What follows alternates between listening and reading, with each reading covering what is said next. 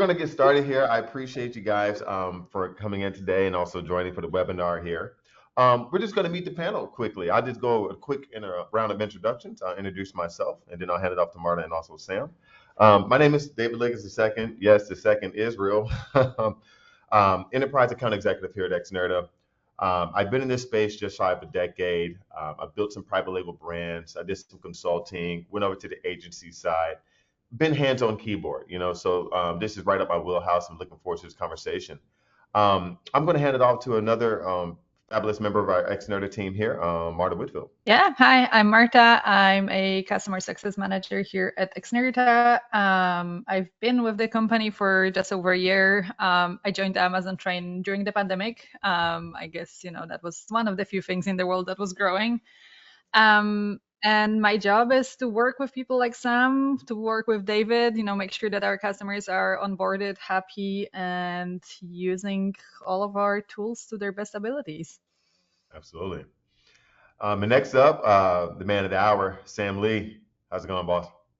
What is up? Yeah, my name is Sam Lee. I did Amazon and Google PPC for maybe 3 years, and then I switched full tilt into Amazon DSP early 2020. So about 5.5 years of Amazon DSP experience. I started at Thrasio, helping them build out their Amazon DSP team there.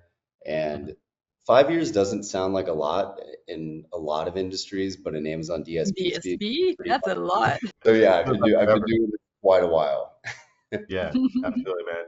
And Trivium Group has been one of our great agency partners here, man. It's been an absolute pleasure working with you for the time we have so far. So I really appreciate you hopping on this webinar with us and doing it with us as well. So just a quick overview of what we're going to be talking about today.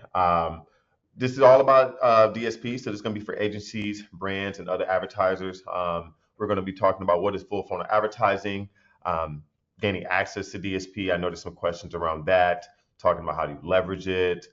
There's conversations with leadership, metrics, and what's important, right? Because Amazon's a landscape that's a little bit different from other marketplaces as well. So there's some unique things there that we need to pay attention to. We'll dive into what AMC is and how it can be beneficial for you. And then also we'll finish up with a live Q&A for the last 10 minutes or so of the hour. So we have a lot to cover today, so we're just going to hop right into it here. The first question on hand is, what is full funnel advertising? Now, I'm going to tee this up a little bit because, we are very intentional with what we said here with full funnel advertising. When we talk about DSP, I think there's been some misconnotations or misconceptions of what DSP and what it can do for you. I'm just going to leave it that with that question here. So, Sam, I'm going to throw it over to you, man. What is DSP? Cool. So, again, we'll keep this first part simple because I think there's a lot to dive into with the full funnel advertising side of things. So, Amazon's DSP, demand side platform, programmatic ads, audience-based display, and video. So it's the other side of the advertising coin, contrary to PPC. They work best together. There is sponsored display within PPC, which for those of you that are familiar with PPC and not DSP, that's the best way to get you a primer for what DSP is. It's sponsored display on steroids, DSP sponsored display on steroids. I like to call sponsored display DSP with training wheels. It's a much more robust, comprehensive version of sponsored display is the simplest way to put it. Not to be confused with Amazon's other DSP delivery service providers. That's very different. That's like Uber for Amazon packages. I get a lot of questions about that. So if that's what Google is pretty bad about it. If you Google some DSP things, you never know what you're going to Google know what you're going to get. Yeah, I hear you. Called them different things. There are a lot of acronyms they could have chose, and they just decided to make Amazon DSP twice, which I absolutely. Just so as we talk about DSP with demand side platform, just one step back here, Sam, as you go through this. If anybody has any questions on the call, feel free to type them in the chat. We're going to have the Q&A session at the end of the webinar, so we'll be able to answer those. So if you do have any questions, don't worry, we will get to them. If there's some critical ones, we'll get to them after we finish up with the information on the slide here and go for it that way. So feel free to type in chat if you have any questions as we dive into it. Very easy to distract, so feel free. Cool. So what I think is unique about Amazon DSP, and honestly, there are misconceptions about this idea in both directions from what I've seen, is that Amazon DSP covers the entirety of the funnel. So when we answer the question, what is full funnel advertising? That means you're marketing to people for awareness purposes, you're marketing to people for consideration purposes, and you're marketing to people for conversion purposes or loyalty purposes. And there are different methods to do that, both within Amazon PPC, DSP, and obviously full funnel advertising is not specific to Amazon. So they're different marketing tactics and they have different goals, but they ultimately create a funnel, and they're meant to fuel one another. I think one of the biggest misconceptions about Amazon DSP, some people think that it's only for top of funnel. Other people think that it's only for bottom funnel. Basically, you can only run retargeting and that's all it means, or that you can only run high awareness plays and not actually drive sales. Both those things are wrong. Amazon DSP is what you make it. So in some instances, I've worked with brands who have a huge awareness focus. They want to run streaming TV ads or display ads off Amazon, and they want it untargeted or with large audiences. Awesome. Other brands I've worked with really need to get a high return ad spend. We want to focus closer to the bottom of the funnel. Also awesome. I'd say the majority of brands that have been doing it for some time, we cover the majority of the funnel. I personally prefer to work bottom up, but Amazon DSP does have the ability to cover the entirety of the funnel, just depending on how you use it. Absolutely. And you said something here. You said working bottom up, and that approach. When we talk about how Amazon DSP and how it differs from sponsored ad. So with search and sponsored ads, there's a certain meaning when you're working bottom up. We're looking at maybe high converting, longer tail keywords, and start to work on the higher volume keywords and build up the funnel here. What does that look like for DSP? Yeah, so on the DSP side, and working bottom up is usually when you're starting to test out DSP, you want to prove out the concept first. You want to prove it can drive sales, and then you go up the funnel and go into more introductory types of advertising. Bottom of the funnel to me is, for example, things like retargeting, things like cross-selling, things like product purchase remarketing. And what that means is, for example, people that have viewed your product but didn't purchase. People that have bought, if you're selling multiple products, let's say you're in the CPG space, people that have bought one of your products and you want to show them a different product, or product purchase remarketing. So your product is meant to ultimately be repurchased every 90 days and you have a lot of competitors. That basically means we want to take the people that have bought it, wait 90 days, and then show them an ad for our product again to facilitate a repurchase. So these are essentially people that in one way or another are already familiar with your brand, either because they bought from you before or they've seen you before. Right. So Okay. that to me that compromises the bottom of the funnel. Understand. As we start to move up, there are way more options, right? So I'll give you just what I view to be the mid funnel, and kind of what I do next is things like contextual targeting. So contextual is, as opposed to audience-based targeting with a predetermined look back window, contextual is real time. So it's what a related product, like a product that's commonly bought or purchased alongside yours, showing up on those pages in real time. It's a competitor's product potentially because they're actively browsing the category, but they're not on your page. You can show up on the competitors' pages. Category contextual targeting. So those are real-time targeting tactics that I view to be in the mid funnel, alongside things like competitor views and purchases. So it's basically people that might not have seen or bought from you, but they're either actively browsing the category or they're looking at your competitors' pages. They're at least familiar and interested in the category, so they're in what we call the consideration phase. And then at the top is awareness, and that's the highest portion of the funnel. We'll dive more into the specific audience types later, but lifestyle audiences in markets somewhere between mid and upper funnel, in my opinion. Demographic targeting, it's more of an awareness play. Yeah, that's pretty good. So, for people who are not as familiar with DSP and with contextual marketing, contextual is a little bit newer targeting that you can do with DSP. And it's really, when you say, real time, is if the customers in that market are searching for these type of products, like you mentioned, or they're searching for a particular term. For that example, you can actually surface that ad through DSP. So given that they've expanded some of this functionality here, is it one or the other for sponsored ads or DSP when you're talking about lower funnel, or is it a combination of both? It's absolutely a combination of both. I think that DSP for brands selling on Amazon, which you can run DSP even if you're not selling on Amazon, but that's another conversation. They're meant to work together. And we usually find the most success rolling out DSP when brands have already launched, scaled, and found some success on the PPC side. DSP is meant to be the next step of that equation. So once PPC scaled a bit, you layer in, and this is just a standard protocol. There are a lot of exceptions to this, but you layer in DSP, start near the bottom and mid of the funnel. That's supposed to lift up what PPC is doing on the conversion rate side, introduce new people, increase branded search for PPC, and then they're ultimately really meant to work together. Got you. So, I know we may be talking about this a little bit later as well, dive into it, but when is the right time to, I would say, expand to DSP? Because there have been scenarios where actually there's some people who start off with DSP first. I think those are fairly unique scenarios with larger brands on CPG and so forth. But most people start off with search, right? They've heavily invested in search. Let's just say that you have a brand who's pretty much 100% in search right now. They're thinking about DSP, but they're not sure if this is the right time. Like what would you give them I guess, how would you consult them and be like, hey, this is probably the right time for you to leverage DSP, or is DSP even a good fit for our brand? You're on mute right there. There you go. Yeah, this is a conversation I've had every day for many years. I always try to avoid giving like hard number requirements because there are exceptions with all of this stuff, right? So I try to avoid the numbers, but just for the sake of averages, I'll probably give you some. So what I look at when I'm determining if a brand's going to be ready for DSP, it's a couple things. What are they spending on PPC? How long have they been doing it? And have they tried increasing their budget? And what are the results they've seen?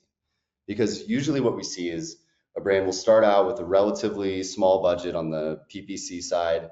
They'll start to scale it. And there's going to be a point in time where you start to see a decline in overall sales in terms of dollar in, dollar out. If you can continuously, and especially a lot of the brands that I work with, their main KPI is their bottom line. Like I've worked with brands like Unilever where their main KPI is spend, or other brands where it's top line sales. But I'd say a lot of brands, they want to make sure that the dollars that they're putting in are ultimately getting incremental dollars out on the bottom of the funnel, right? Like when everything is said and done, they're making more money. That's what we're all here to do, right? Mhm. So what I like to look at is how much are you spending on PPC? And if you added another $5,000 to your PPC spend, what would happen? And usually, if you can put another $5,000 into PPC and you're going to increase that bottom number after all the fees and after everything, if you're going to get more money at the end of the day, there's no reason other than inventory issues not to continue to put money into PPC.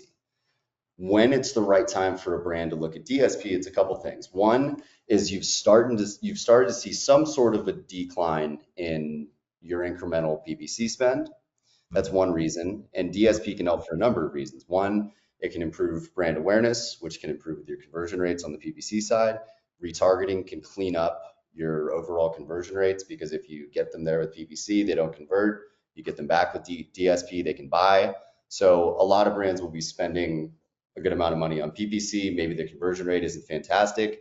DSP can be a good way of cleaning that up. The other reason is depending on what the category is that a brand's playing in, they either have a ton of competition for these search terms or a lack of awareness of the category. Like I've worked with brands that purely cannot scale their PPC spend the way they'd like to because they've invented something relatively new.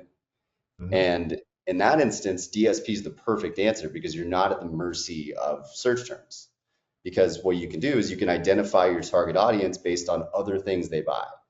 Like if I'm inventing something relatively new or it's a smaller category, but I know that my customer base is also buying these things, also browsing these things, I can use DSP to get my products in front of them without needing a high volume of searches for this category. Mhm.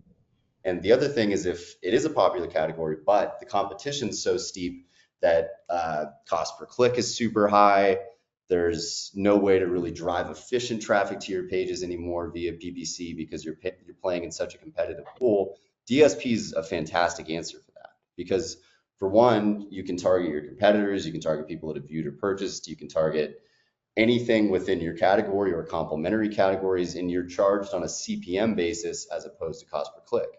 So usually, like, the most common thing I see is brands will scale PPC. They'll hit a point where they're like, if I put in 5,000 more, I'm not improving my bottom line. Mhm. That's a good time to test DSP. Another Gotcha. example is very competitive or relatively niche markets where we just need to get our products in front of people in a different way. Mhm. Also a fantastic time for DSP. Gotcha. Before we move on here, I want to make sure I reiterate that because you gave me some golden nuggets there, man. We know Amazon is a space that, you search, right? You search, you have these phrases and terms, and you want to rank organically as high as possible for all the relevant terms that drive volume to your detail page to convert. But when you're creating something and you're disrupting that market, and there may not be necessarily a ton of search terms that correctly describe what you're selling, man. That's a really critical point here that you mentioned with DSP, since it's a little bit different in how you surface based on end market or lifestyle segments or that customer demographic versus just purely a search term model, which is heavily focused on sponsored ads. So I just want to kind of reiterate that that's really critical there to kind of understand the difference between those two here. It's Um, demand A generation versus. question based on that. I also have a question for Sam because this is something that a lot of brands come to me with. They're like, oh, we're thinking about launching DSP. Obviously, everyone is talking about DSP, but we don't have an extra budget. You mentioned like putting in 5,000 extra. Do you think it's a good idea to like take away that 5,000 and put it in DSP to test it out, or does it always have to be an extra budget? It definitely doesn't always have to be an extra budget. There's no way for me to answer definitively. It's worth taking 5K out of PPC because it so depends.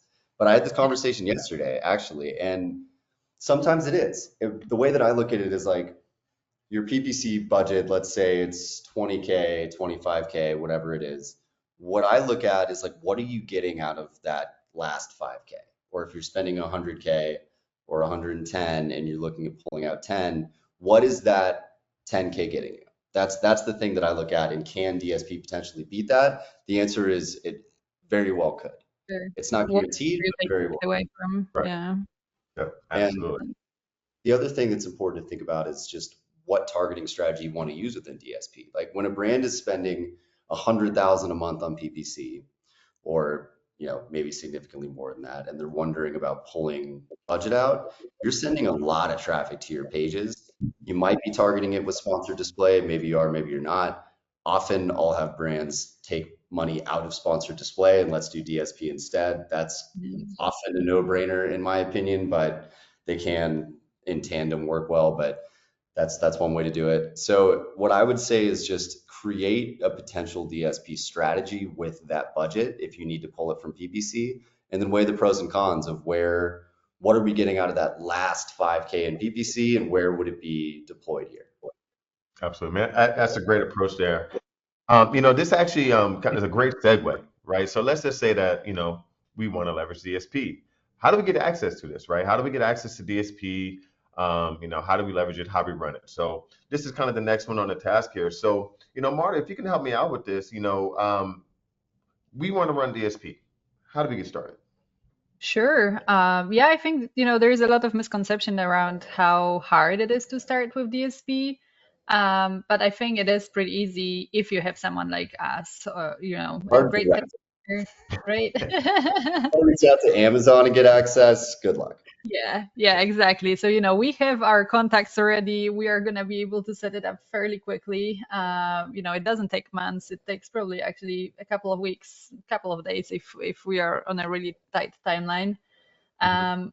Honestly, we just need to set up a new entity. We can connect you to our tech platform, and then it's just a matter of starting up your orders, getting some basic training, and running everything. So I Mhm. think it has become much easier than people think it is. And the cool thing about also partnering with someone like us is that we also already have the knowledge. Some mentioned like, oh, I've been in the space for 5 years. There are not that many people that have been in DSP for 5 years. We have agencies, we have brands who are only starting with DSP. I only started with DSP like a year ago. So, we're all here to learn, but also here to share. So if you don't have the expertise in house, don't think you have to hire someone. I think we are here to help you along the way. Yeah, absolutely. I mean, and that's why we have excellent partners like Trivium Group who are experts in DSP. They've been running this for years. They understand what to do, and so these are the type of people who are trying to use our tool, the ones who are excelling in what they do here. What's unique about it, and this is just talking about, some of the things that we've won our Technology Innovation Award on is our AI and our performance. One of the things here is that we still really encourage like manual intervention along with our AI. That's how we feel like we get the best results. And so when you have somebody like Sam who has that knowledge base, that strategy. He's been executing on this since the beginning when DSP was just we didn't even have AMC. It was technically the black hole that we didn't know existed, and we're trying to figure out how to unsolve this puzzle here. He's been running it that long, and so and now that we have tools to kind of help kind of accelerate quicker to activate these different media types on Amazon and off Amazon for that matter, that's why we bring on these these agency partners like Trivium as well.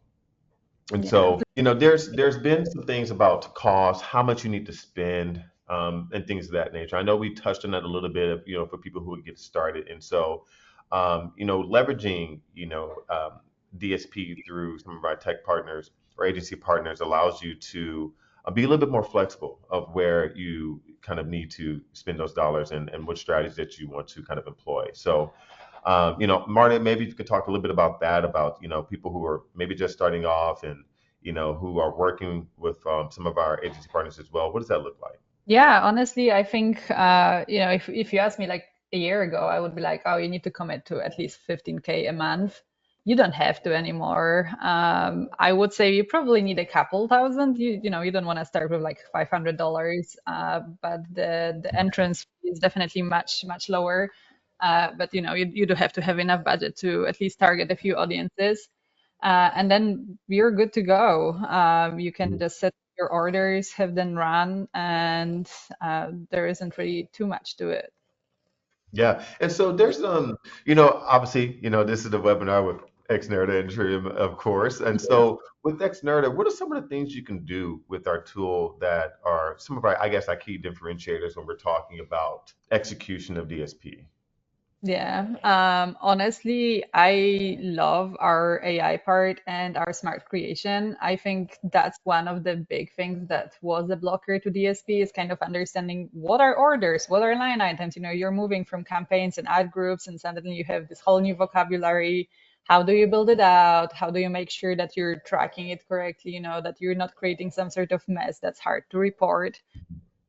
So the smart creation tool is definitely one of my favorites because it just makes it so much easier for first-time users to actually have a good, clean structure from the get-go, which I think both with PPC but also with DSP is so important to just start clean. So yeah, our smart creation tool basically allows you to create multiple orders, multiple line items in a much shorter and much easier way than you would have to in the console.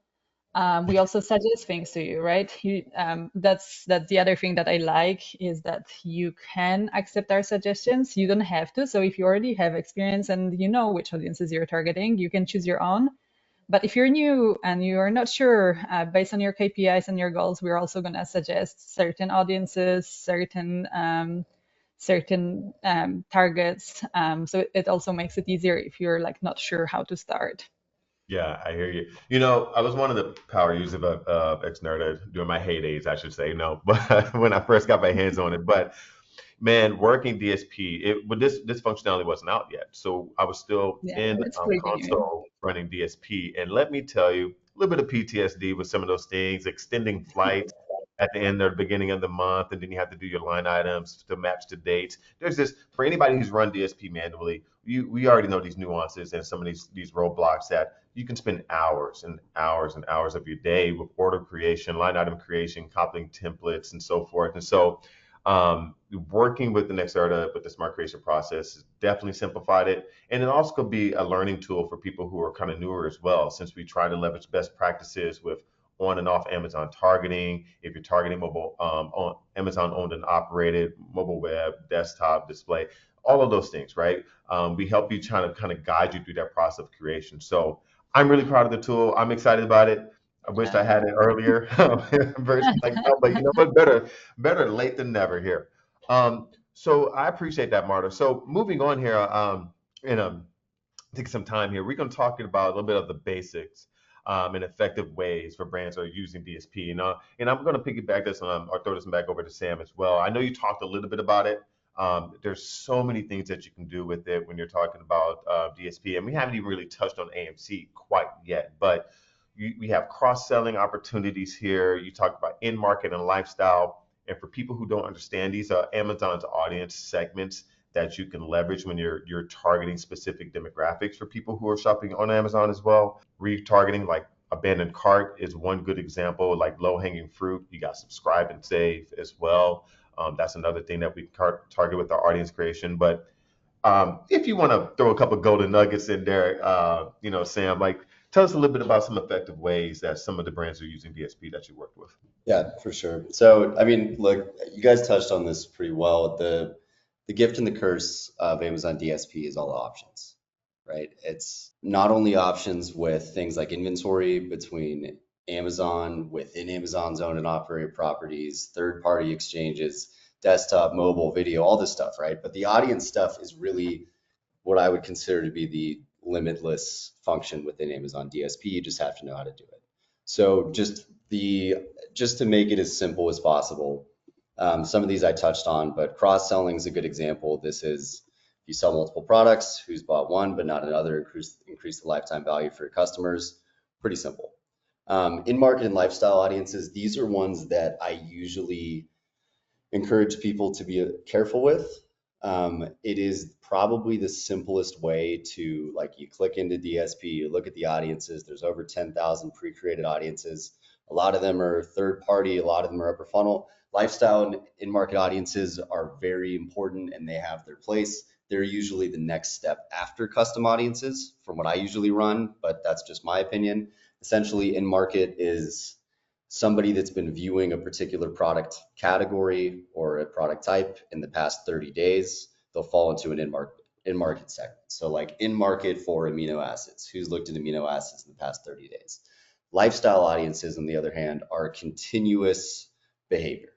So if somebody is regularly shopping, buying supplements, they'll fall into a health enthusiast lifestyle audience.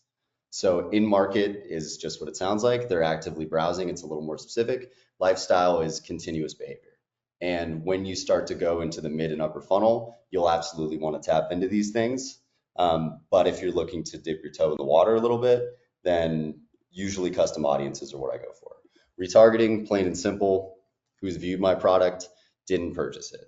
This is unique to DSP because you can't negate purchases within sponsored display. So that's incredibly important. The thing that I think is maybe underutilized is the audience negation factor. So you touched on subscribe and save audiences. Things like negating subscribe and save can be incredibly powerful. Abandoned cart audiences, which you have to utilize AMC to specifically make those. Retargeting covers them, but abandoned cart's more specific. You can either target those abandoned cart customers or sometimes even negate them if you want to have a really clean retargeting versus abandoned cart targeting segment. So similar product views, it's another custom audience within the DSP. Amazon creates a list of similar products. You can target people that have viewed those. I think that's a good thing to roll out early. And then contextual targeting, as David mentioned, is on the newer side. They had contextual related products came out a few years ago, but they continuously add to it. Now we have contextual key term targeting, which is incredibly interesting. We have contextual category and we have contextual ASIN targeting. So these are like the 5 buckets I draw from when I'm doing an initial DSP build for the most part. Got you. Hey, so I know there's a question here, and I thought about saving this one, but I think this is actually pretty critical for us to talk about now before we kind of move on here. So the question here, can we talk about the mechanisms of DSP? So is it all creative based, or also can you use main images and prices? And how is the pricing like sponsored products? So a lot of people don't understand, like, the click based versus impression based. Do you have custom creatives for everything that you do, or is there something like REC, like responsive creatives? If you could just talk a little bit about that, that would be awesome as well.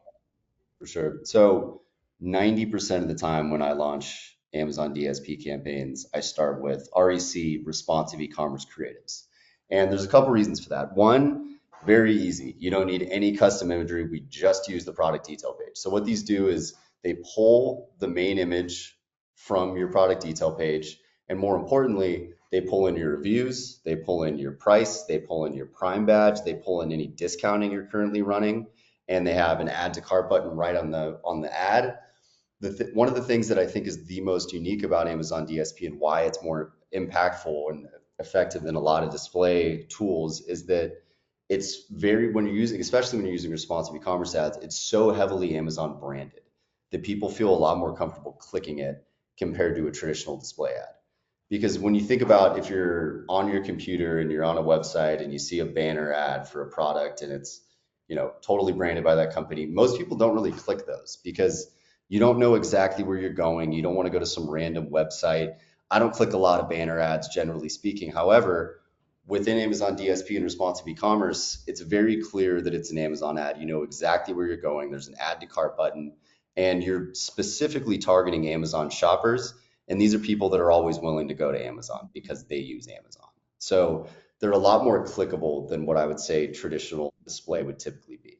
And it also very much lowers the barrier to entry in terms of having creative assets to get this live. Can you run custom images? Yes. Can you use custom images within a responsive e-commerce ad? Yes. Those are all very solid options. Obviously, on the video side, you need assets to be able to run video. But if you're worried about launching DSP because you don't have a ton of creative capabilities, I wouldn't worry about that. Got you. And I'll answer this last piece here, but one question I do have for you is where do you show for DSP, right? I think that's maybe a little bit misunderstood or a little bit confusing. Some people know Fire TV Sticks, Twitch, and things of that nature, but where else would you show for Amazon DSP? Yeah, so that's up to you, but you can show up in a lot of places.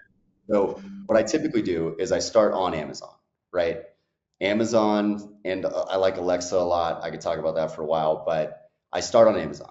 And there are a ton of places where ads can show on Amazon, on the home page, within product detail pages, on the sides, a ton. And responsive e-commerce ads format into, I think it's like 14 sizes. Don't quote me on that. It's something like that. A lot of different sizes. And they can show up all over the page. So within that, we do things like setting viewability minimums, bidding higher to make sure we have big ads on the top of the page. But that's basically all over Amazon. Outside of that, it's a lot less about like particular websites and more about the audience that you're targeting and where are they going. So when you start to tap into things like third-party exchanges, let's say I'm on my computer and I go to Amazon, I look at your product, and then I leave and I go to ESPN.com to watch sports highlights. If you're running third-party off Amazon DSP, you can show up on that page as well with display ads, with video ads. So it's really limitless depending on the way that you want to use it. And my usual recommendation is start on Amazon, gauge the effectiveness there, and then take your winning audiences and launch those audiences off Amazon. They can show up on mobile apps as well, the Alexa home screen, really all over the place, and it's only expanding. Yeah. And That's such oh, sorry, Marta. Sorry, but that's such a big misunderstanding, right? There was a discussion, I think, recently on LinkedIn, like DSP is on Amazon. Let's just make sure that it's out there, right? It's not just of Amazon.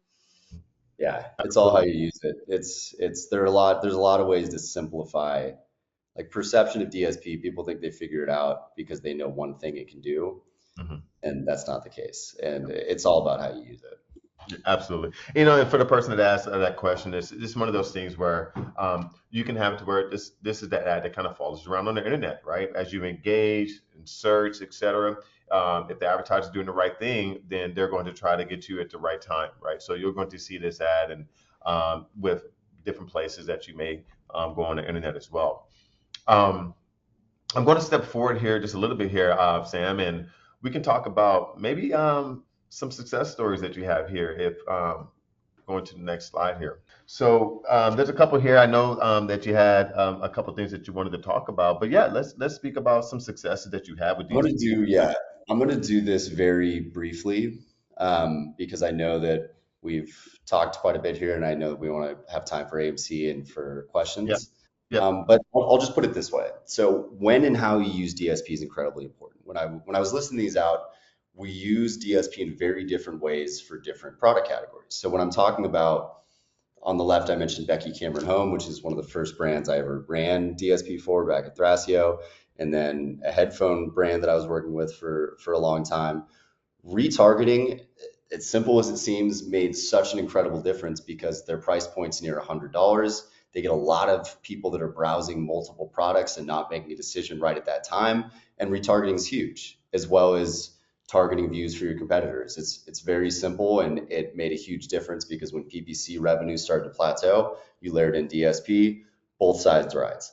The other side is a little bit of a more inexpensive product, like NeuroGum's a good friend of ours and a brand I've worked with for a long time. Primal Queen's a great supplement brand that has seen insane success both on PPC and DSP side.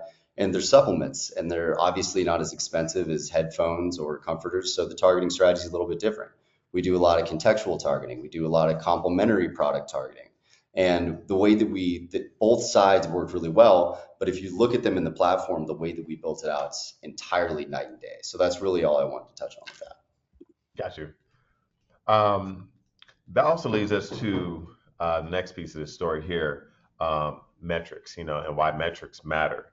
So one of the things that I've noticed over the years is that what is my return, right? What can I get? Why is this a value to me? ROAS is everything, and we know that in the Amazon landscape that could be something, but it's not necessarily everything. And so we may have to look at things in a little different light. So there's some hesitations coming from leadership and when they want to leverage this or spend the dollars. Is it going to be beneficial? Incrementality is the word, right? Incremental growth and so forth. But let's talk a little bit about that. What should we be tracking as far as DSP? What makes sense at a high level for leadership to kind of pay attention to? So I see a question here as well, and this is perfect. I think these tie to each other really well. So there are a number of questions that a company might have as far as having doubt about if DSP is going to be the right fit for them. First of all, it might not be.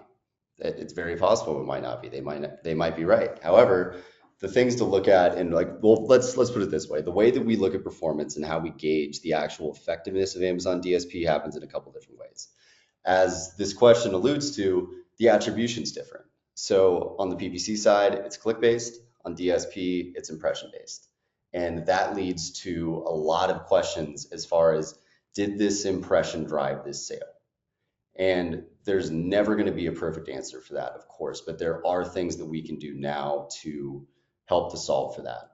A big one there is AMC. So I know Marta is going to touch on AMC, I think, on the next slide. So I'll leave the specifics of that to her. But AMC is a very solid tool to use to determine your customer journey, how DSP is playing into that equation, and what sort of sales it's driving. The other things to take into consideration. So what I do personally is I like to work really closely with the brands I work with and keep an eye on total sales over time, right? Because if you're testing DSP with a really small amount, you can't really use total sales as a metric to determine how effective it is, because you're not really spending enough to definitively move that needle enough when so many other things are probably changing. As you scale, that becomes a little bit more realistic. However, there are other ways to look at it. So there are metrics to look at outside of things like just return on ad spend to give you a clear feel for how your DSP ads are performing. Because I've seen instances where we're running bottom of funnel DSP for brands in the earlier stages. I've seen instances where it's completely spiked their sales. And I've also seen instances where even though the ROAS looked good, their total sales numbers were not increasing.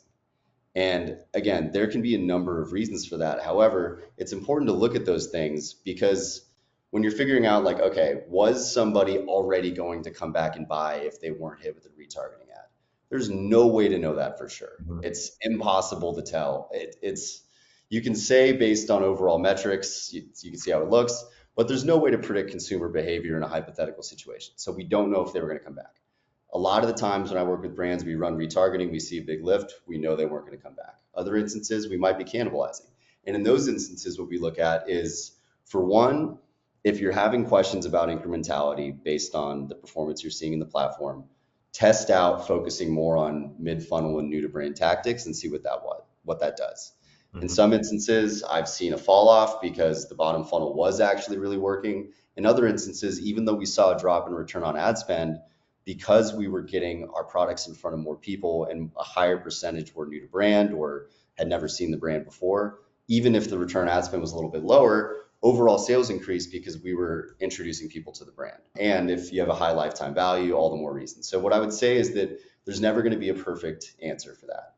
Yeah. But what's important is looking at sales volume over time, seeing based on those numbers if it's impactful. And then if you're feeling like it's not, you've been running it and you have some questions, test something else. Test mid-funnel, maybe limit your bottom funnel spend and put more into mid-funnel and see what that does. And the odds are there's something that you can do that's going to be impactful for your brand, provided DSP is a viable solution for you. It's just how you use it. And if you are working with somebody, let's say you're working with an agency and you're having these questions, you need to be asking them these questions or asking yourself these questions, because otherwise it's tough to know how your overall sales are being impacted. So we have a lot of methods that we use for testing this. It's never going to be perfect, but looking at different metrics, testing new things, and then when you're spending a sufficient amount, zooming out and seeing how your sales look. Gotcha. I appreciate that. And there's some of these questions that we are going to get to in the Q&A, and I think that it will spark some more conversation there as well. But this is also a great segue for AMC, because with AMC, Amazon's Marketing Cloud, I really, this is one of those ways where you had DSP has sponsored ads, but DSP is say, hey, just trust me. Amazon's like, just do it, spend the money. This is how you're going to grow the top line. You're going to get more people into the funnel, right? So you can do the things with them so they can bring you purchase from your brand, et cetera. But attribution was a little bit more difficult to understanding that path, et cetera. And so AMC, Amazon's Marketing Cloud, really helped unlock that information. It really helps you to visualize and able to see understand that customer journey. Did they hit sponsored ads? Did they hit our sponsored display, our sponsored product or brand, and then they touched DSP? Did they come back? And did our remarketing work, right? And there's different models that we have that can kind of leverage this. For example, Sam, you mentioned new to brand, right? Understanding. And so there was a business case that we had, case study that we had where there was a 2 ROAS and a 4 ROAS, right? Obviously, the brand was like 4 ROAS. We have a higher return on our ad spend. But we've realized through AMC and some of our models that we have that, hey, the 4 ROAS campaign actually had a lower lifetime value than the 2 ROAS. So even though the ROAS was a little bit lower for the 2 ROAS, they were able to increase their overall sales and generating like branded search versus non-branded search too, right? Say it again. Good comparison to like branded search versus non-branded search, where yes, I can get you absolutely. a 10 ROAS with branded search, but I could also get you a 3 with non-branded, and often the 3 will drive you more sales. So right. that. And that's a perfect example, because we know the way that you're going to get more efficient with your advertising and grow your top line through sponsored ads is because you're ranked highly on non-branded terms. Yes, you obviously want to control your branded terms and your share of voice there, but if you're ranked highly and you're getting that organic traffic from people who have their wallets saved on Amazon, right, to make purchases from products like yours, you want to be visible. So similar to a DSP or AMC is it's understanding here that, hey, you have a longer lifetime value, but we weren't able to really get that easily. But now with AMC, we're able to do that. So I know I primed this up for you, Marta. What does AMC bring to the table? We talked a little bit about it, but tell us a little bit more about what AMC can do for brands and what it brings to the table, if you don't mind. Yeah, no, I actually really love the question. Someone asked, like, how do we check all the attribution between clicks, views, impressions, between DSP and sponsored ads? And AMC is exactly the answer, as you said, because you can see all of these things and you can exactly see, like, oh, this person started their journey with DSP. Maybe it was just an impression, maybe it wasn't a click. So they would never count to the final attribution. As we know, Amazon obviously does last touch attribution, so only the last ad ever gets the credit, which, let's face it, most of the time it's going to be sponsored products. But that's like only such a small part of the story. And so you don't want to launch DSP and then be like, oh, it's not working, no one is clicking. You want to see, are people going from DSP to a branded search? And you can see all of that with AMC. You can also see use AMC for a lot of the planning that Sam was talking about. So, I think the first strategy you mentioned was cross-selling. Well, how do you know which products people buy together? You know that from AMC. You can check which products people buy together in one purchase, which products people kind of buy, like, they bought a coffee machine and then they bought like some accessories afterwards. You don't have to guess any of these things. You can exactly check all of this data. You can see how long does it take people to purchase, for example, from adding your product to their cart. So then another strategy that Sam mentioned is retargeting cart abandoners. Well, for more expensive products, maybe you're buying like $1,000 TV. It might take longer. Maybe if you're buying socks, it's going to be one day. But again, you don't have to guess any of this. You can use AMC for all of this planning, and then you can use AMC to create all of these audiences as well. So I think there's so much to unpack there with AMC. Yeah. But I almost feel like if you're running DSP, and AMC has become also such a low entrance kind of service that you should be using both. I see. And one of the, I guess this is one of the ways that Xnerda has been making waves in this sea of tech and retail media is through our AMC no-code solution, right? So we talk about AMC Hub and we talk about audience creation. We know that audience creation and potentially these custom audiences could outperform standard DSP audiences, right? And Sam, you alluded to this as well. When you have some of these exclusions, like, hey, have they seen or been hit by a sponsored ads, but also touched some of our DSP? But do we want to exclude people who are subscribe and save, right? Or maybe we want to target subscribe and save customers a little bit differently just to make sure they're aware and they're not going to leave to another brand. There's many different ways you can deploy this, but the AMC Hub and custom audiences are one of the key pieces of AMC to, one, just understand how people are navigating through your product portfolio and engaging with your brand, but also being able to refine those audiences, those lifestyle, in-market, and demographic segments tailored towards your specific need and what that campaign is trying to do as well. I will say, though, that you can do that for sponsored display as well. I think this is a very unique thing to Xperia, so that's why I want to mention it. But you can actually create an audience that will like layer targeting someone, but also making sure that you're excluding someone. Yeah, which I think is Yeah, I didn't even know that. quite That's unique. great. Yeah. And so, and that's been huge, right? And so, going back to like the lifetime value, so having AMC data allows you to build these models. And Xnerda, again, just making it easier for people to kind of help one, not only visualize but pull these models without coding. We can get down to the campaign and ASIN level as well. So if you truly want to understand from a hero product, for example, and how people are navigating through the product portfolio by looking at that particular product, how they're engaging with other products in their product portfolio, with advertising types they've touched that led to a conversion, which actually generating the higher return. Or one of our newer models is new to brand. What campaigns and ASINs are bringing in the most new to brand customers? So when Sam talked about like improving that top line, right? We want to make more dollars. We make more dollars by getting new people into our brand, right? And I'm also keeping the people who are loyal to our brand there as well. And so as you talk about search, moving up, getting relevancy for as many non-branded search terms and being on the top of the first page, et cetera, for relevant search terms and that volume, that's going to be the play there from the DSP side as well, is making sure that you targeting the right people at the right time, and you can get the specificity through AMC and audience creation, but you can also understand where you may need to look based on the models that you built out through AMC, whether it be path to conversion, multi-touch attribution model, looking at the cross-product association, just to name a few, and also new to brand. That's going to be critically important as you start to make some strategic decisions going forward. I want to wrap it up here with a question, Q&A. We do have a couple of Q&A. We have a bunch of questions. I'm going to answer the easiest one. Is DSP available in other marketplaces or just US? It is available across the world. So that's there are a different easy segments within it, right? So like you used to have to have different seats to target North America versus EU versus Asia Pacific, which technically they will be slightly different segments within an existing seat, but you can target pretty much everywhere. Yeah. Got you. Just looking into the questions here. So I can maybe answer. How does Amazon DSP ensure timely delivery and maintain performance standards?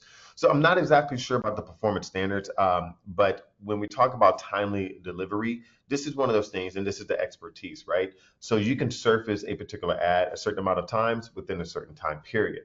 And it's up to the advertiser to understand what that looks like, what's best, right? So some may be multiple times within the day, or it could be just a few times a week. So it just truly depends. If you have a shorter purchase decision or time cycle for or a particular product, maybe you're looking at a higher end item like a TV or beds or something of that nature may have a longest purchase cycle. So it just depends. If you're talking about supplements, you need to replenish every 15 to 30 days or something like that, right? So it just really depends on that product, the category. And this is part of that data analysis in order to understand Really quick, how often you want to hit that customer. one thing to touch on with that, these are order level settings that you're referring to, right? Whether it's through Xnerd or through the platform directly. So timely delivery and performance standards, you set your budget, you set your pacing at the order level. You also set KPIs at the order level. So whether you're using Xnerd as budget optimizer, Amazon's budget optimizer, whatever it is, you set a KPI and then it optimizes to favor that KPI, whatever line item's hitting that most. So if it's awareness, it's going to favor the cheapest CPM. If it's return, it's going to give more money to the line item that's getting you the higher return. So it'll optimize based on your KPIs. And another question here, I think you touched on this just a little bit, right? So DSP attribution, click versus view is different from sponsored ads, click only attribution. So how do we measure incremental orders from DSP? And is there a way to minimize cannibalization of organic and sponsored Yeah, ads? We touched on it a little bit. we touched on this one because I read that question a little bit earlier, but best way to look at it is you can zoom way in or zoom way out. Mhm. AMC, how you zoom in, how you look at how ads ultimately interact with each other. Zooming out, looking at total sales, looking at before and after you turned it off, provided you're not changing a ton of things. Those are generally my recommendations. And if you have questions and you're not seeing the incrementality, focus more on new to brand, focus more on mid funnel and see if that moves the needle. This one is CPMs on Amazon Yeah, Nova. you see that one? How does that make sense? So it depends on your goals, because if you're going for an awareness play out of the gate, then yeah, third party is going to get you cheaper impressions, 100%. If you're going for more sales, people are on Amazon to buy things. So I am a lot less concerned, generally speaking, with CPMs as I am cost per detail, page view, and sales.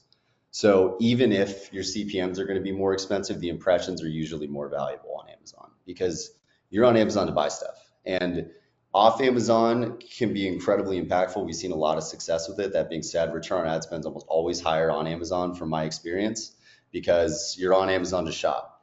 Even if you're looking at a different category, you're there to buy things. And as long as you're placing your ads in a relatively large and relatively close to the top, performance should be, from what I see, provided you're running things accurately, return ad spend is just higher on Amazon for that reason. And again, if your main KPI is reach, start off Amazon.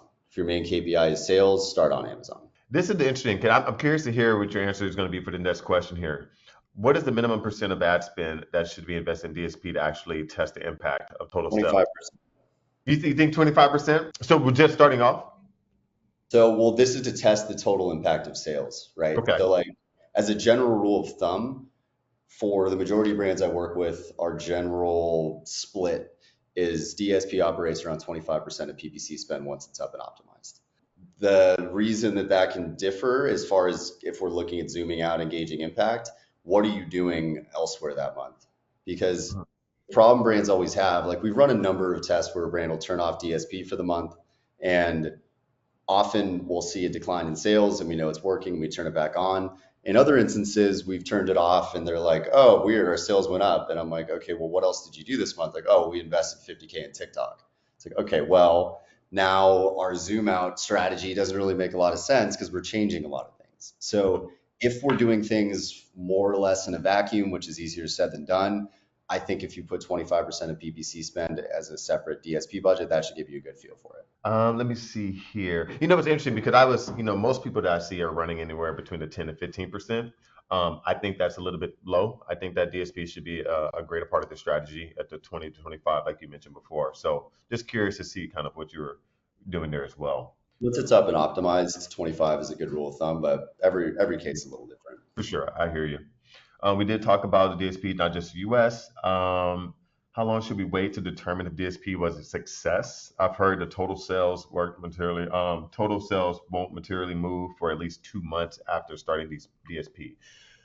This is really interesting because I feel like this goes back to maybe like, are we talking about awareness, but are we targeting loyalty, right? Where are we in the funnel? And I feel like that can determine where you want to drive the answer. But curious to Exactly. hear your opinion. Exactly. So it's like if we're running a streaming TV campaign and we're running lifestyle audiences, we're running all these sorts of things from an awareness standpoint, that's probably pretty accurate. Like 2 months could be, it feels long, but that could be the case. If you're going more for an efficiency play closer to the bottom of the funnel, you should be able to tell a lot quicker. But how you tell is different depending on how much you're spending. So if I'm spending a relatively low amount just to dip a toe in the water and see if this is a viable platform for me, my KPIs are going to have to be in platform metrics, because if you're spending a small amount, it's tough to gauge it on total sales. But you should be able to tell the efficiency in a month or less. But if you're looking for a total sales increase for awareness plays, 2 months does make sense. If you're running more of a bottom funnel play, but you're also giving it sufficient funding, you should be able to tell relatively quickly. But again, every case is a little different. And I would just encourage that the higher up the funnel you're going with your targeting, the longer it's going to take.